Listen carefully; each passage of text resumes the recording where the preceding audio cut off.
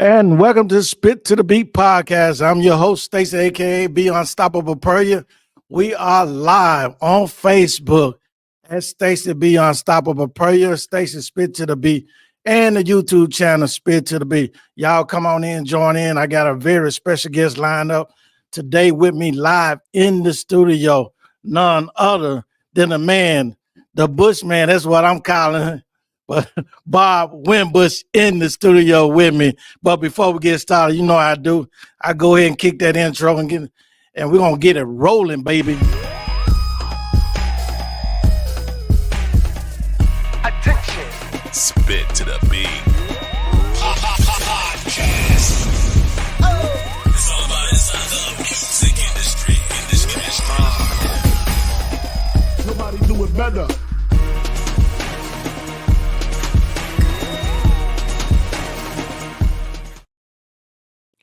And we are live on Facebook right now. Stacey Beat Unstoppable Prayer or Stacey Spit to the Beat Prayer. Also, you can go catch this show live right now on YouTube at Spit to the Beat. Don't forget to subscribe, like, and hit that notification bell. I will be sending you more video clips throughout the week. If you missed this show, you can definitely catch the recap Thursday morning at 8 a.m. on YouTube as well as on www.spittothebeat.com. Joining me live in the studio, my man, Mr. Bob Winbush. How you doing, sir? What's going on, Stacey? Spit to the beat. We are in the house, baby. We in the house this time. Let's talk about, hey, your new book, Gratitude. We're gonna jump right on into it. We're gonna dash around this thing. As y'all go ahead and comment, leave a comment and we'll get it on the screen. Or if you like to call in, that's the number down at the bottom of the screen, 901-341-6777. Let's talk about the book Gratitude right here. Yes, sir. Tell us a little bit about it, the audience. It's so much. I read it myself, very impactful. So let's get into it. Where do you want me to start? The beginning or just anywhere? Let's start from the beginning. We're gonna roll from just like from the front of the cover. They're gonna get the video version of it today from you. From the front of the cover to the back. Okay. The front of the book is concerned about when I went to prison. Mm-hmm. I met a lady. She was my co-defender. I called her my lady friend. I will not call her name. We were sitting in the parking lot getting ready to purchase 5 keys a kilo. 5 keys of cocaine. Wow. Sitting in the parking lot in a white, brand new 300Z. We sitting there smoking marijuana, medical marijuana, kush, sitting there just meditating, waiting on the deal to happen. Mm-hmm. I had $150,000 getting ready to buy 5 keys. At that time, the keys were 30 grand a piece. Once I called the Mexican cartel, which was my friend, I thought, hit me up. I said, hey, my man, we ready. The money is here. And when I said the money was there, man, the FBI drug enforcers swooped us. And they were from Mississippi. My case was in Mississippi, in Oxford, Mississippi. Yeah. I stayed out a whole year before I got sentenced. I'm just going straight to the point. Yeah. I stayed out a whole year before I got sentenced. Then I got charged. I had $150,000 cash to attempt to purchase 5 keys. I had a 38 on my hip, which was licensed, which didn't make any difference because they said the gun was to protect the dope. Mm. But after that situation, we waited a whole year. They sentenced me 10 years to La Tuna prison in New Mexico. And my friend, she went to a lady prison. So it was just like a big, I can't hardly explain. I was so dumbfounded until I just couldn't hardly figure it out. I mean, here, all the things I had done, I saw my whole life flash by. Before they sentenced you that year, I know you talked about it earlier. That waiting period, how was that? That waiting period was the disaster. Mentally, Yeah. emotionally, that bothered me. Mm-hmm. Because my whole life has passed me by. I'm getting in my mind that everybody gonna know, oh man, that's Winbush. That's the Bush man. He the fireman. He's the big time promoter in the city. And he done got caught with 5 keys and all that. Man, that was very phenomenal. That was very hurting, very shameful. And I cried. Yeah. I cried many nights in my bed, anticipating on getting ready to go to prison. Before all of this lifestyle, let's talk about let's backtrack a little bit. A lot of people knew you as, and I knew you as the one of the biggest promoter here in the city of Memphis and nationwide in the music and the entertainment. Tell us about that part of your life before you got into the drug situation. How it all got started. Well, I got started as a fire inspector on the Memphis Fire Department. Old guy named John, he taught me the game at the Cook Convention Center. One of the first acts that I brought to Memphis was Frankie Beverly and Mays. And in the entertainment business and being a promoter, you got to have a lot of money. So I was married to this lady. She was a cricket rancher.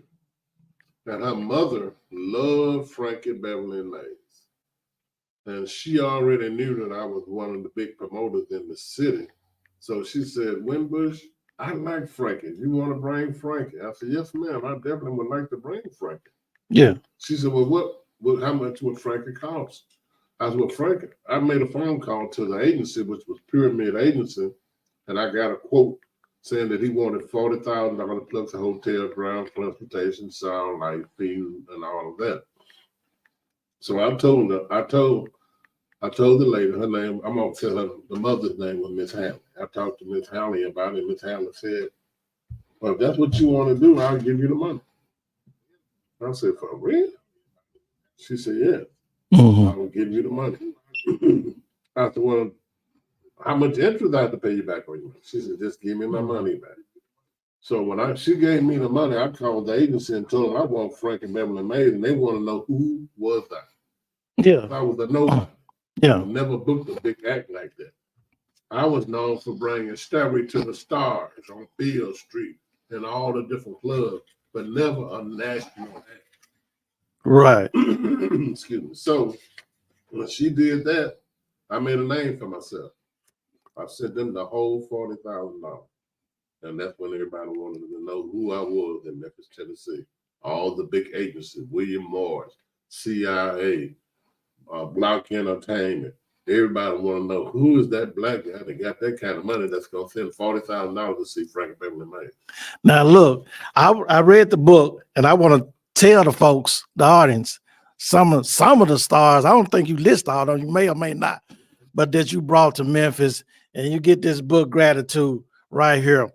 Here's some of the names: Chris Brown, Kim, James Brown, John Legend, Whitney Clayton, Boyz II Men, 50 Cent, Shirley Brown, Anthony Hammer, one of my favorites, Parliament Funkadelic, Denise LaSalle, James Brown, NERE, Jay Blackfoot. Now, this one right here, now this is the only time I know that this man performed in Memphis. It was at the Mid-South Coliseum. He may have came back before again, but Prince, Yes. you know. He gave me the after party. Okay. He came to the pyramid. Okay. I was going to bring Prince, and they said, Mr. Winbush, since somebody that beat you, I'll give you the after party. So they made it sound like I'm the one that's doing Prince, because I announced it that I got the official after party. Yeah. And Prince let me do it at the brewery. Used to be the Greyhound bus station on Union. Okay. That's where I bought it. Wow. Wow. I mean, when you, besides Michael Jackson, I mean, you that's it. That's Prince. Come on. Can't nobody top that. You know, that's major. So I was reading the book and then seeing some of the artists that you brought. I was just overwhelmed.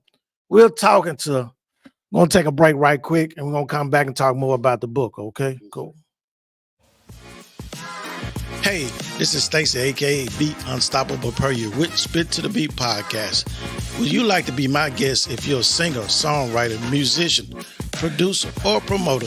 Give me a call at 901-341-6777 or email me at myguest@spittothebeat.com.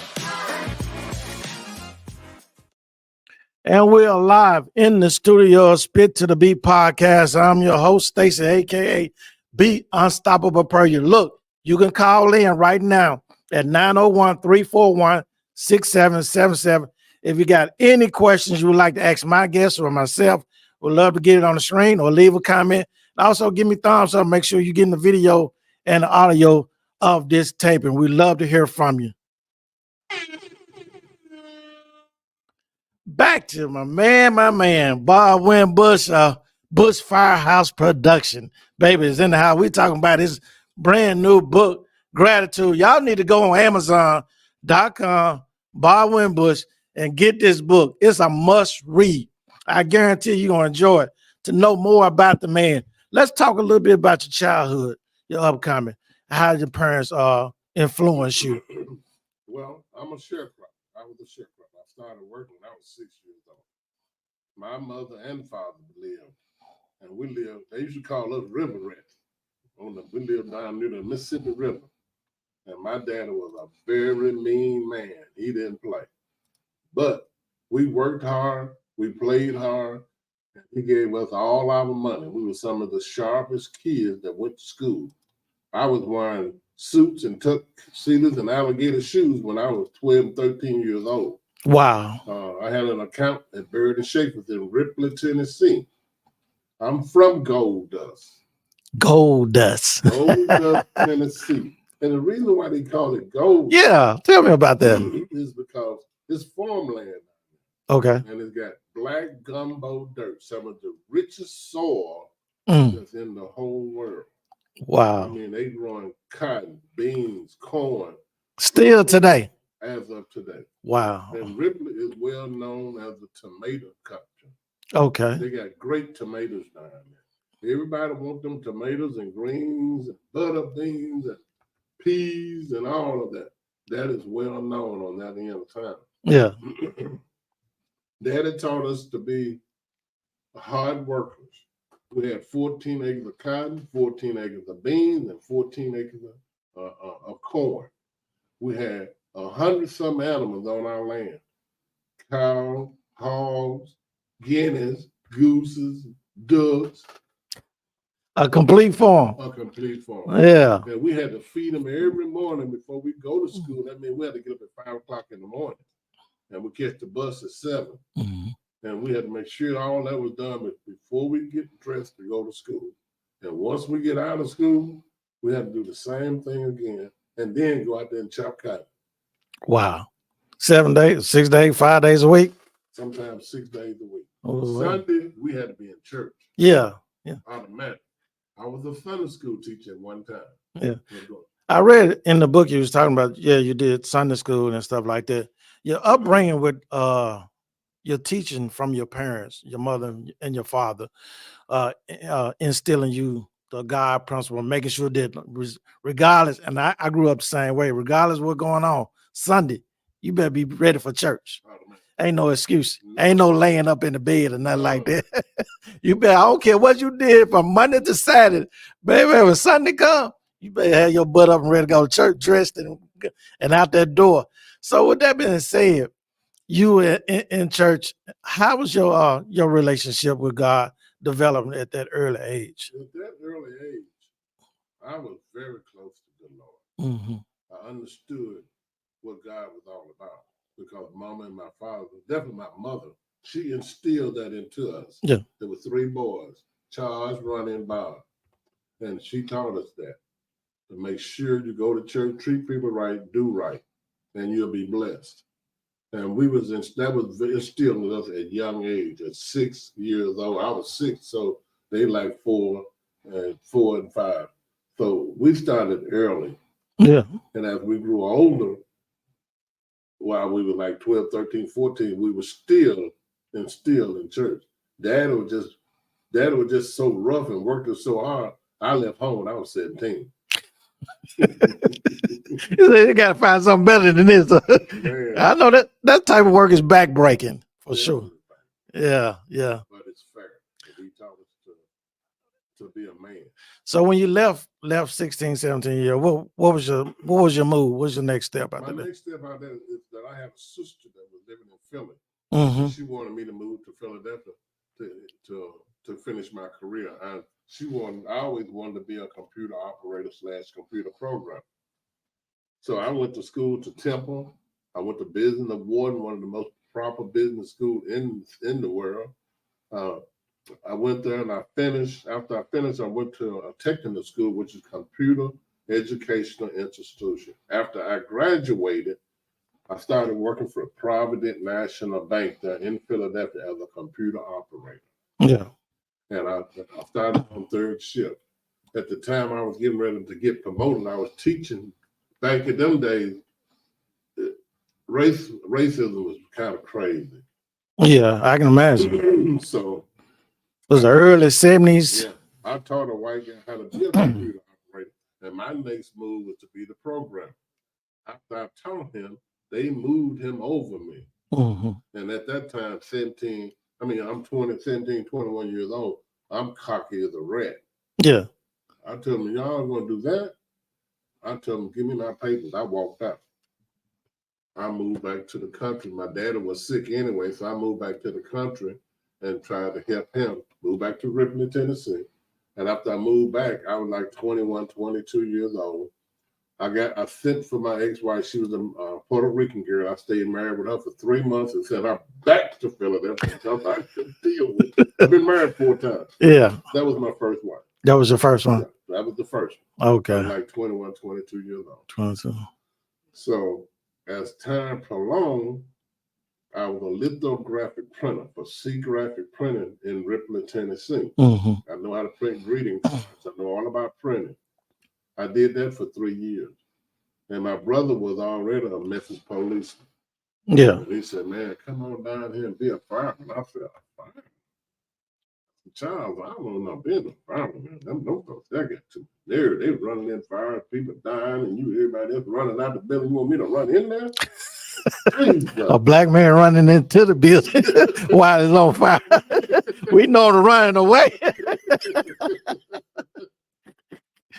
Let me ask you this. So with that going forward, let's jump a little ahead. Okay. Got into the promoting. I know we touched on it a little bit about the stars that you brought into the city of Memphis. I mean, overwhelming, off the chart, big name artists and stuff like that. Was you happy being a promoter once you got into the click of things? I know you said it's all in the book, ladies and gentlemen. Definitely go to Amazon.com and get this book, Gratitude by Bob Winbush. You can order it right now online, Amazon.com. Look up Gratitude, Bob Winbush. But you were talking about in the book how did as you became the promoter, how you was making the money real fast, things like that. How was that lifestyle? I know, in the music and entertainment, you can touch a little bit on it. Let's try to be as best you can. But whatever you want to say is fine. I tell you, man, I was living the life of a rabbit. I have lived a famous life. You was a millionaire. Yes, I'm a millionaire. I've been a millionaire 2 times over. Wow. I was working as a fire inspector. I came on the fire department in 1977, and I started Bush Firehouse production in 1990. Mm-hmm. So I was a fireman and a promoter. Yeah. So money was no problem for me. And women weren't either, because when you're in this business, you start dealing with fame, you start dealing with power, and you start dealing with a lot of money. Yeah. And that was crazy, because here's a country boy from Golddust, Tennessee. He don't know nothing about that kind of living. Mm-hmm. I lived in a house, you had to go up in 14 steps to go inside the house, because the backwater come and run you out every year. Wow. So here you are dealing with that kind of money and living in some of the biggest houses that you can dream of. Mm-hmm. So I think it was kind of overwhelming. Yeah. At first, I was kind of arrogant when I got into the business because you have so many people pulling at you. Yeah. And pulling on you, and women pulling at you. You got fame, you got money. So it creates some type of arrogance about you because you don't know who to trust. Yeah. And that becomes an issue too. So I had to, at that time, I was kind of talking to the good Lord, asking him what to do. Because as time prolonged, I forgot about God. Yeah. Yeah. And that's why I was talking about earlier when your relationship as a young boy, you was in tune more into with God and stuff like that. And we heading right on up to our next thing about that gratitude that you receive after, being in prison and stuff like that. But meanwhile, while we still here in the entertainment section of your life, you kind of left God a little bit. Yes, I did. And the entertainment, and because you said some a quote that you told your grandson. There's two kind of wolves in all of us. Oh, you didn't read the whole book. I forgot what I said. Well, I'm going to remind you what you said. There's two kind of wolves in us. There's a good one and there's an evil one. And I'm not going to call you evil. Call me the truth. I was just saying, it's just, well, I can't put the title evil on you because I just know you. But I understand. Let's just say sinful. How about that? Okay. So with that being, those two type of people, you was explaining it to your grandson about that. That was the stage that you was in mostly when you was in the entertainment part, wasn't it? Yeah. That the sinful part, Yeah. and leaving God and just running with the women, the fame, the money, the women, and all that. Talk about that a little bit. One thing about having a lot of money, a lot of power, and a lot of fame, if you're not used to it, you never experienced it before, because my father was very poor. I didn't have nobody to tell me about how to handle money back then, or how to put money over here and put money over there and invest money over there, or invest money in land, or whatever. I got to a place that I really didn't trust nobody. And in a state of mind, you got all these artists on you, you're booking everybody, you got everybody pulling at you. You think you all of that, then your chest get big. Yeah. You think you Mr. It. And that's what made me arrogant sometimes. But as time prolonged, I would say, well, I got to be a little bit more settled, because sometimes when I book shows and the people that was working for me, I didn't know how to talk to them. I had to learn how to maintain my temper, because I was a no-nonsense guy.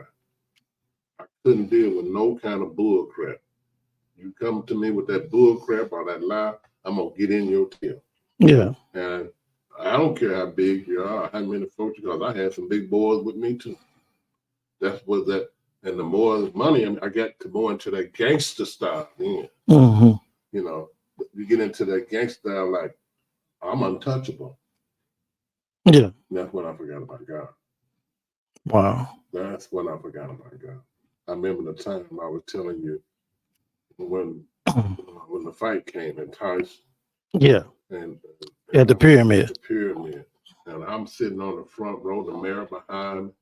But the Fed's been watching me since 2002, which I did not know. They told me that when I got sentenced. I'm coming down the step to get to my seat, me and my wife. She was my wife and ex-wife, rather. And I'm sitting there beside Coco and Ice-T. And everybody looking at me like you said, Lucas.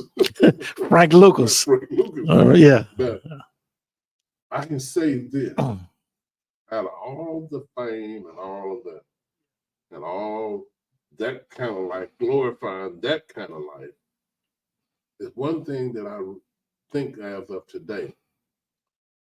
I used to miss it, but as now, I don't miss it like that, because now I got peace. Yeah. I ain't got to look over my back. I ain't got to worry about nobody saying this or saying that about me, because I'm very quiet now. Yeah. Can't know anybody get to me now. Yeah. Yeah. And that was one reason why I moved out of the city. I'm in the country where it's quiet and peace. Only somebody I got to deal with is the raccoons and the deers and the roaches and the ants and all that. Well, you definitely get a clear head, sitting up on the stars and just thinking, Yes, sir. Yes, sir. you can reflect and your mind is clear. You can hear from God even more. But one thing I want to let people know, I've heard that many times, and I didn't tell you that. A lot of people they'll say, well, when you go to prison, you want to get close to God, then, don't you? Mm-hmm. I'm gonna tell you this. When you get in that prison system and them doors go to locking up behind you, and you land there on that iron bed and you ain't got no more power, you better get close to somebody. Yeah. Because if you don't, you're gonna go crazy. You're gonna go mentally crazy. What I have been through, most people would have committed suicide. Yeah. See, not knowing God was with me, He kept me strong. But I was a piece of shit. Mm-hmm. Excuse my language. I was. Yeah. But He didn't care. He still stood beside me. And I'm not knowing this while I was locked up down there in New Mexico with all the Mexican cartels. Yeah. Hold tight. We're going to talk a little bit more about that. We'll take a break right quick. Hey, this is Stacey, a.k.a. Beat Unstoppable Per You with Spit to the Beat podcast. Would you like to be my guest if you're a singer, songwriter, musician, producer, or promoter? Give me a call at 901-341-6777 or email me at myguest@spittothebeat.com. All right, we're back to Spit to the Beat podcast. I'm your host, Stacey, a.k.a. Be Unstoppable Per You. And joining me live in the studio, my guest, the one and only Mr. Bob Winbush, Bush Firehouse Production, talking about his book, Gratitude, where you can purchase it online at Amazon.com. Look up Gratitude up on Bob Winbush and get the book today. Don't hesitate. You will enjoy the reading of it. Now we're back. Let's talk more about the prison life. Now, you said a judge loved you so much. You love the Mexicans so much, he sent you down there to the Mexicans. Right. That's what the judge told me in New Mexico. I mean, in Oxford, Mississippi. Uh-huh. That's where my case was at. That's where the FBI drug enforcement came from because they was watching and following my Mexican friend. So my case was in Oxford, Mississippi. And when I got sentenced, and when he told me, he said they were sending me to La Tuna, New Mexico. And I'm asking the lawyer, where is the heck is La Tuna? Mm. I said, man, where is that at? Yeah.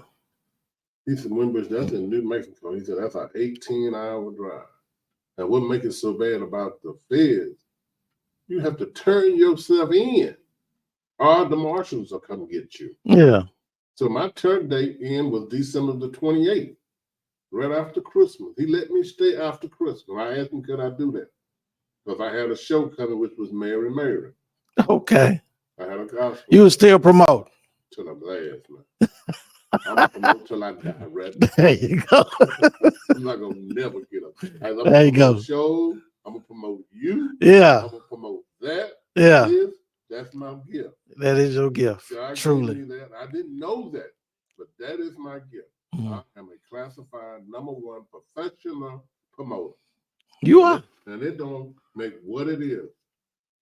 You can have an elephant in the telephone booth. I'm going to promote that elephant in the telephone booth. And that's how your memoir, I would say your autobiography came about. The things that you went through from your childhood through music and entertainment, being a promoter. And you talk about from Golddust to top promoter to prison. Let's talk about the gratitude that God, I would say from reading the book, God spared your life to tell this story. What do you want the readers to get from purchasing this great book here? It's called Gratitude on Amazon.com. You can get it today. What you want the readers to know about it? To be honest with you, yeah. First of all, I want to give thanks to God. He got many names. God said He wants you to call Him by His name. They're like my name, Bob. Your name, Stacey. Yes. God named Jehovah. He got Yahweh. He got many names. Yes. What I want people to get from this book, I'm not glorifying about all the money I had. I'm not glorifying about all the all the dope I sold. I'm not going to glorify about how many times I've been married. I want these young folks, especially these single parents, these women trying to raise these bad boys. Mm-hmm.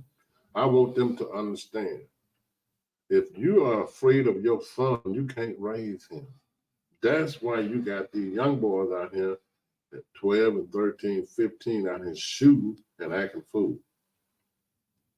What I want you to understand about this book is that karma is real. I've been a gangster. I've been a Sunday school teacher. I've been a pig. I've been a billy goat. I've been worthless. I've been a piece of shit. Is this: if you do wrong and you think all that fame and money and women, you smoking the best dope, you riding in the best cars, and you got the best houses, is that God gonna make you pay. Now, they gonna say, well, Winbush, why you still here? I can't answer that. Right. All I can tell you that God showed me favor. I faced death 3 times. I can't tell you why God's so good to me, but God is good to me. He gave me many chances, and he said he was not going to kill me. So I want the listeners to understand what I'm saying. Yeah. If you do wrong, you will pay. You're either going to die or you're going to go to jail. God will make you pay. So I'm glorifying God because I don't have any other choice in that. You know, I told you earlier, I said your life remind me of the biblical Paul in the Bible. You know, his crucifying the Christians, and then he had that revelation with God on the road to Damascus, and it changed his whole life, and God spared his life basically. He spared me. Yeah, he spared you to tell his story and how he wants you to represent him on earth. And the impact of the book is going to change so many people's lives. Gratitude. I tell everybody, I'm gonna let it. I've been saying it throughout the show, but I'm gonna let you tell the people how they can get the book, how they can find out more information about you, how they can get in contact with you. They like to book you to come and talk or whatever. Go ahead and give us that. Well, the best way to get into contact with me is 901-412-0651. winbushbob@gmail.com. I spoke to Reverend Ray Secretary this morning. If you want me to come talk to the churches, you want me to come talk to the students, that's my goal in 2024. I want people to hear my story. Yeah. I want the young generation to hear my story. The way you can order this book is Gratitude, Bob Winbush at Amazon.com. Get your book today. It's a short story. I may come up with Gratitude 2, whereas I'm going to come a little bit more deeper. But Gratitude 1 is on Amazon.com. Bob Winbush, Gratitude. Gratitude, the reason why I came up with the name is because I'm grateful and thankful. Yeah. Sometimes I can sit on my porch and just tears run out of my eyes and say, God, Jesus, man, you still got me here. Yeah. You still got me here, and I was a fool the way I act and didn't give you your glory. I showed out. I really showed out bad. I did. I mean, I really showed out bad. You robbed me, I robbed you. You steal from me, I steal from you. You gank me, I gank you. Yeah. I got folks out there now owe me over $100-something thousands of dollars. I had to write it off because they didn't think I was gonna make it out of prison. Yeah.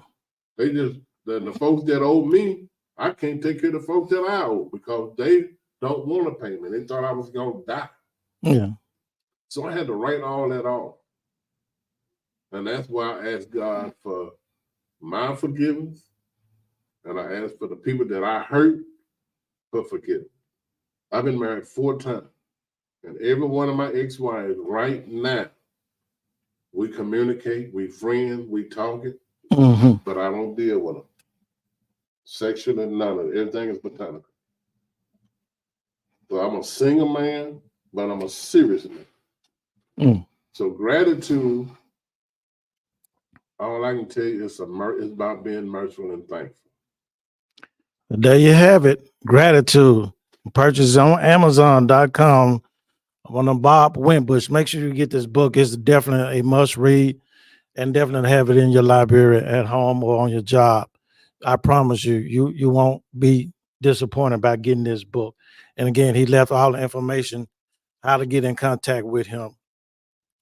Bob Winbush, Bush Firehouse Production on Spit to the Beat podcast. Thank you for joining me in the virtual studio. All of you all came on Facebook and YouTube.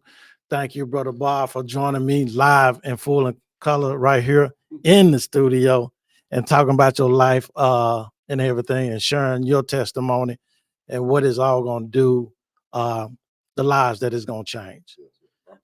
There you go. I appreciate you. Y'all hold on tight. We're going to wrap up this show. Hey, this is Stacey, aka Beat Unstoppable Puryear with Spit to the Beat podcast.